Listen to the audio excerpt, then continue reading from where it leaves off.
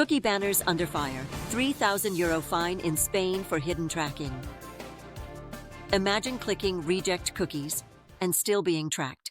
That's exactly what Spain's Data Protection Agency, the AEPD, uncovered in this case.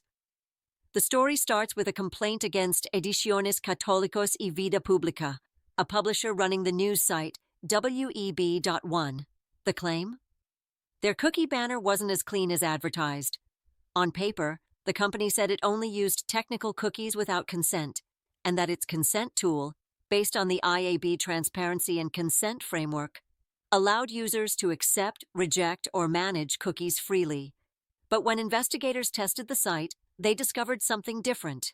Right on entry, cookies like Google Analytics _GA and YouTube's VISITORINFO1live were set, even before the user made a choice.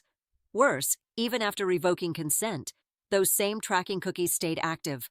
That's a direct violation of Spain's e-privacy law, Article 22.2 of the LSSI, which requires clear prior consent for any non-essential cookies. The AEPD classified this as a minor offense, but stressed that companies must exercise extreme diligence when relying on consent management tools.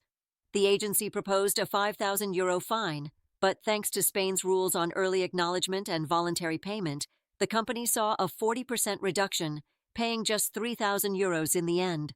For DPOs, here's the takeaway. Never assume your consent banner works just because your vendor says so. Regulators are using tools to verify compliance themselves. Test regularly, document those tests, and ensure users can truly reject or revoke tracking.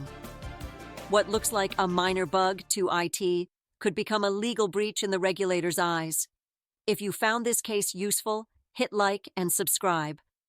We break down real-world GDPR and e-privacy cases to help DPOs like you protect your organizations and stay one step ahead of regulators. Thanks for watching.